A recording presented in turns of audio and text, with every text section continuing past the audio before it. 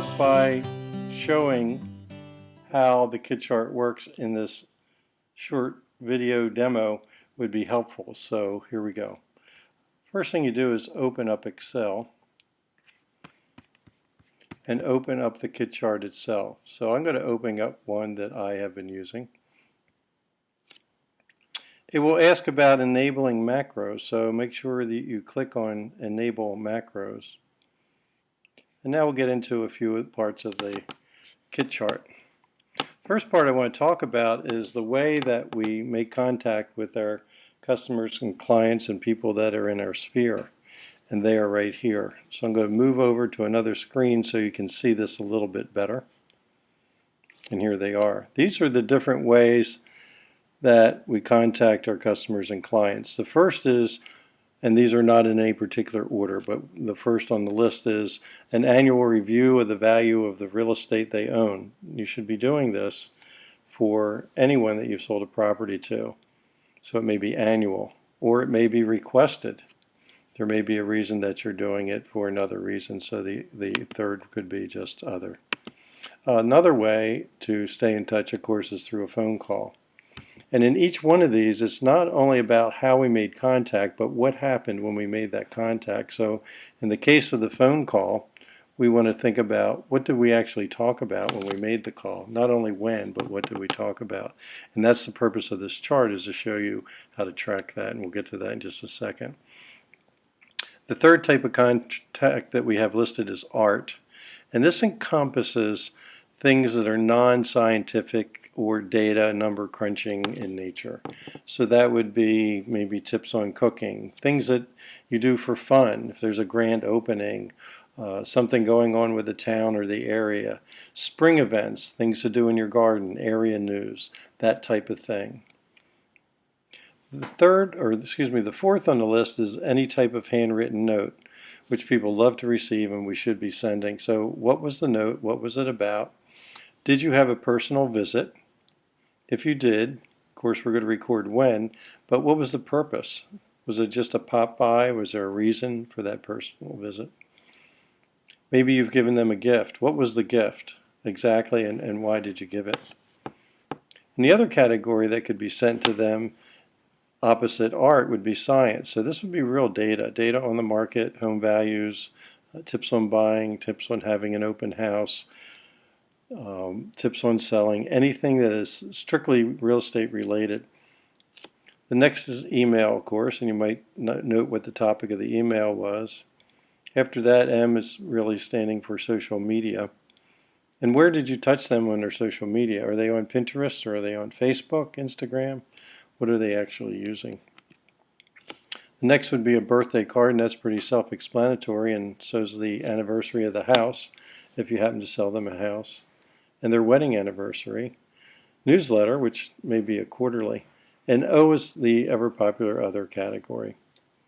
A shortcut I want to mention to you right now is when you're in one of the cells in Excel, you may find a need in the comment section to enter the date, specifically the activity occurred. And the way to do that is with the control key and the semicolon.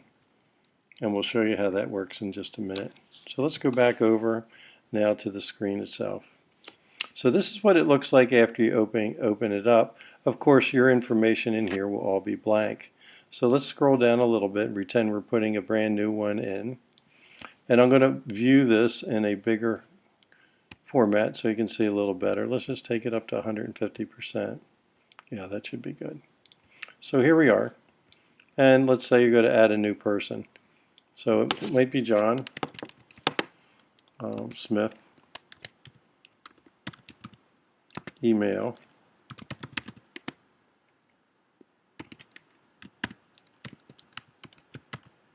Now you're going to notice that when we enter that, it turns blue, meaning we can hover over that, click on it, and email directly to John from here. Phone number, a second phone, and if we need to extend any of the cells, all we have to do is go right up to the top, grab these, and just drag them right or drag them left if you really want to make them wider or narrower, just like that. We would add the address in. Let's get back down to John. Address would be here. 123 Main. Let's just say Main Street. And that would be Newark, Delaware. Now we get into the actual ways that we will contact John. So let's say we're in the month of May, so that would be here. And today we decide to send him a note. Simply go to the drop down, go to N for note, and you've now entered note.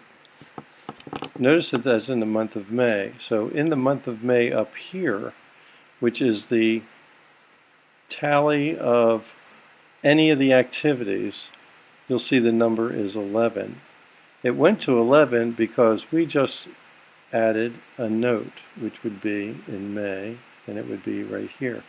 Why is that a 5? The reason that is 5 is because, as you can see, there were other notes in the month of May. So let's go over where there's nothing. Let's say there's none in here. Let's go over to November for John. And let's say in November we sent John a birthday card. B. Well, now there's a 1 here, as you can see. That means that one activity, in this case, here it is the birthday card, right there, was performed. If you want to know and note in there any information about that birthday card, simply right-click, press Insert Comment. Your name will appear. You can take that out if you'd like. And just say, John is 33 years old today.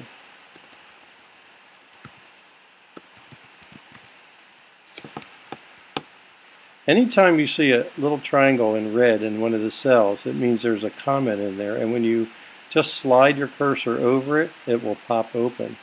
If you right-click, you can delete the comment, edit the comment, or in the case where there's a cell with nothing in it, right-click and create a comment. So if you actually want to put a comment in for the first time, just right-click, insert comment, and you're able to insert comment. One other shortcut we showed you earlier was Control semicolon. So I'm going to hit the Control button now and semicolon, and look what happened. The date appeared.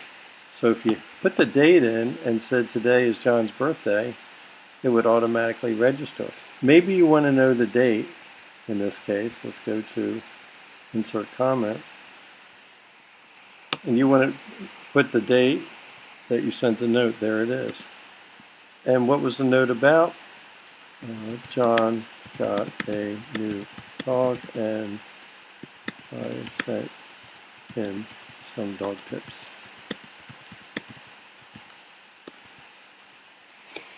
And you're done.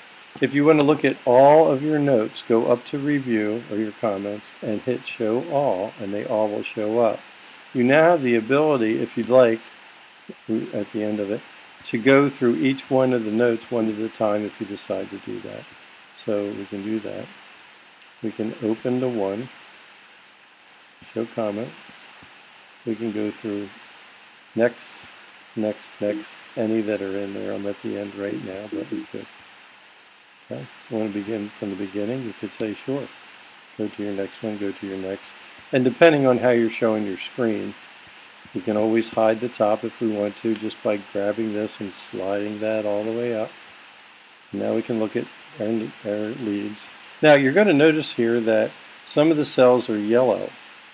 And the reason they're yellow is, let's say we're in the month of March, in this case, and we're looking at one of our vendors. And any of these groups, by the way, should be attached to every name. Every name should be in a group. So someone might be a vendor, someone might be a CRS, there may be a client.